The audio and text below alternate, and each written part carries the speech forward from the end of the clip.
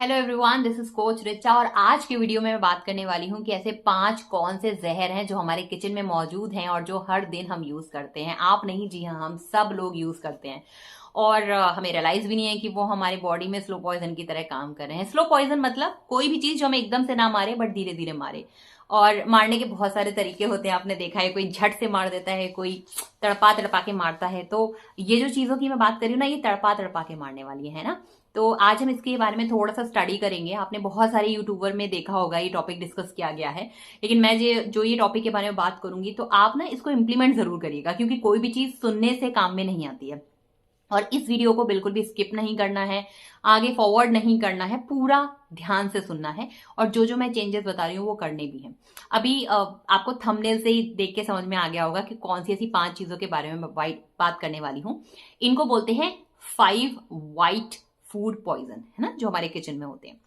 सो इस वीडियो को ज्यादा डिले नहीं करेंगे, तुरंत स्टार्ट करेंगे। But before going ahead, please like, share and subscribe and do comment if you like the video. 5 चीजों में सबसे पहली चीज क्या आती है?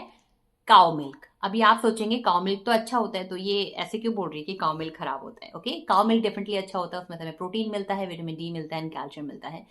लेकिन मैं बात कर रही हूँ पेस्चराइज काउ मिल्क की, जो एक प्रोसेस के थ्रू किया जाता है। प्रोसेस में बहुत सारा chemical transformation I would say होता है दूध में, हो ना। पेस्चराइज्ड प्रोसेस का मतलब यही होता है कि किसी चीज को लॉन्गर या लंबे समय तक टिकाना। जैसे आपने देखा होगा, पहले के समय में हम दूधिया से लेते थे या डेयरी से लेते थे या घर पे आता था लेने के लिए, है ना। बट अभी के टाइम में क्या हो गया है कि बहुत ज्यादा बिजी लाइफस्टाइल हो गया है। People have to leave for office, they can not wait for दूधिया to come and deliver milk. So वो लोग क्या करते हैं, जहां पे डिमांड है वहां पे सप्लाई है, तो कंपनीज आ गई हैं एक नया फॉर्मूला लेके, जहां पर उन्होंने एक ऐसा फॉर्मूला तैयार करा है कि पैकेट्स में दूध देके आप अपने घर पे रख सकते हैं, 2-3 दिन तक बिना गर्म किए आपकी फ्रिज में टिक जाएगा, है ना। सो लोगों ने क्या किया, बाय करना स्टार्ट करा, और कोई भी करेगा, है ना। Everybody is looking for the solution. लेकिन उसमें क्या होता है, उस प्रोसेस में जो न्यूट्रिटिव वैल्यू होती है ना, वो एकदम गिर जाती है।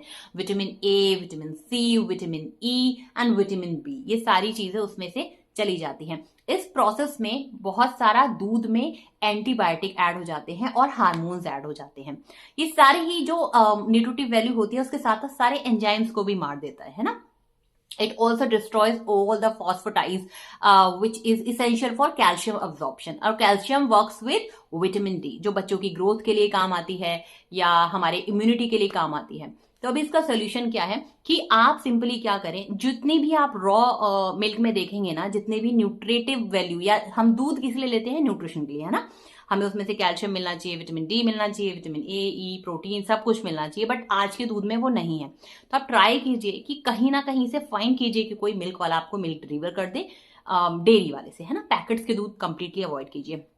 दूसरा है व्हाइट राइस, है ना। व्हाइट राइस में क्या होता है, जो इसका प्रोसेस होता है, जिसको हम बोलते हैं रिफाइंड राइस। रिफाइंड राइस में इसका जो आउटर लेयर होता है वो निकाल दिया जाता है एंड बचता है ओनली एंडोस्पर्म। एंडोस्पर्म की जो लेयर होती है ना, जो एक लेयर बोलते हैं, लास्ट लेयर जिसको बोलते हैं, वो बचती है। उसमें बहुत ज्यादा मात्रा में स्टार्च होता है।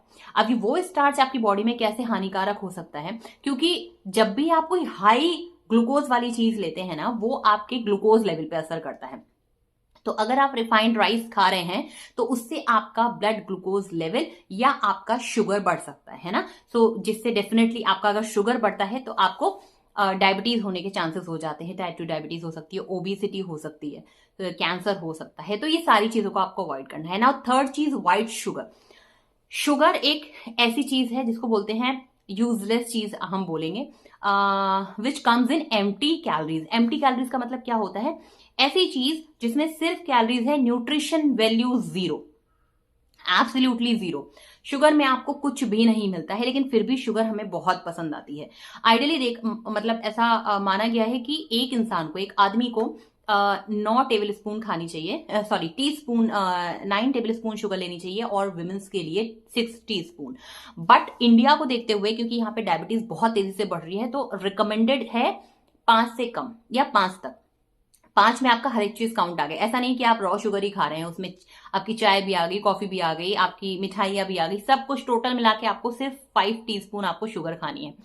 शुगर अगर आप खाते हैं तो डेफिनेटली शुगर अगर आप खा रहे हैं तो इसका इंसुलिन लेवल पे, क्योंकि जितना ही ज्यादा आप शुगर खाएंगे, कई बार आपने देखा होगा कि जो भी आप खाना खाते हैं वो आपका शुगर में कन्वर्ट होता है। शुगर के साथ साथ आप कई बार फ्रूट्स भी खाते हैं ना, तो जब शुगर का जो प्रोसेस होता है ना, जब वो आपके बॉडी में जाता है, आपके जो स्टमक होता है या I would say digestive tract जो होता है, उससे जब शुगर आपके ब्लड स्ट्रीम में जाता है तो वो दो पार्ट में डिवाइड हो जाता है, एक ग्लूकोज में एक फ्रक्टोज में।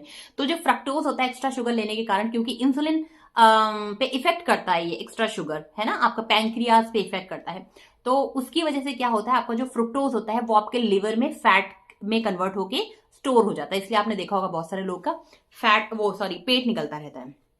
सो इसीलिए अगर और जब आपका ये लिवर में होता है तो आपका ये लिवर भी डैमेज कर सकता है, आपको ओबेसिटी का भी प्रॉब्लम हो सकता है, आपको डायबिटीज भी हो सकती है, आपको कैंसर भी हो सकता है।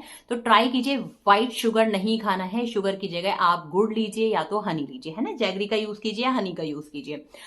उसके अलावा है मैदा, ठीक है, फोर्थ नंबर पे आती है मैदा। मैदा एक अगेन हमें जो व्हीट और ब्रैन आई वुड से और जो हमारे जर्म होते हैं ना, व्हीट जर्म, वो बहुत इंपॉर्टेंट होते हैं हमारे डाइजेशन के लिए, लेकिन उसमें ये जो प्रोसेस होता है ना मैदा का प्रोसेस, इसमें वो सारी चीजें निकल जाती हैं, तो इसमें ना ग्लूटिन बहुत ज्यादा हो जाता है ना।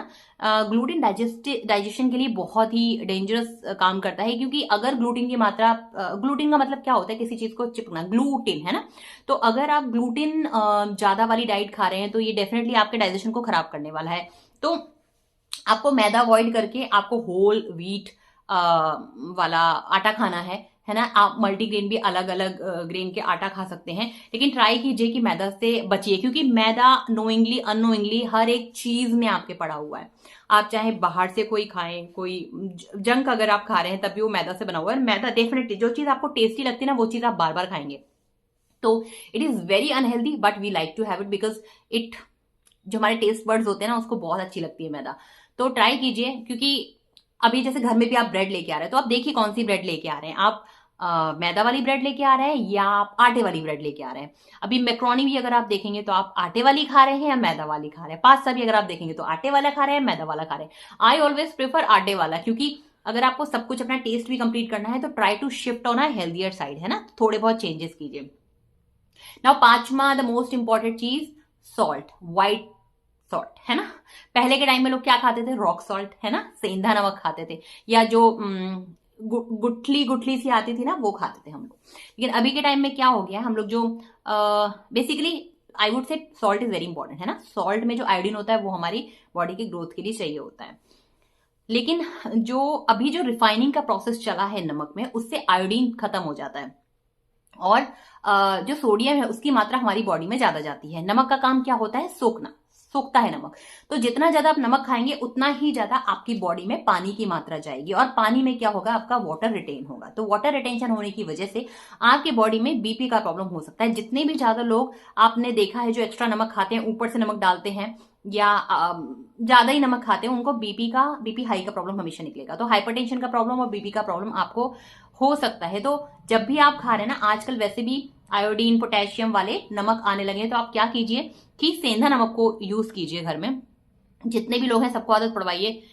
खर्चा तो देखिए थोड़ा सा बढ़ाना पड़ेगा और अमाउंट भी लगता है अच्छी चीज में, लेकिन क्या करें, हेल्थ को कॉम्प्रोमाइज नहीं कर सकते ना।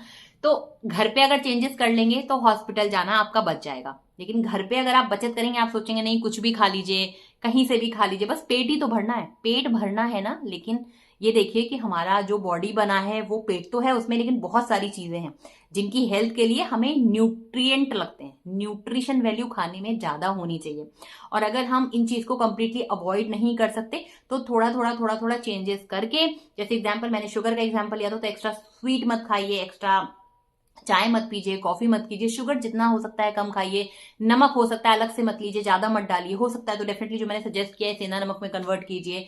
चावल ब्राउन राइस खाइए, मत खाइए व्हाइट राइस, अगर ज्यादा आपका ग्लूकोज लेवल वैसे ही बढ़ रहा है या ओबीज होते जा रहे हैं आप।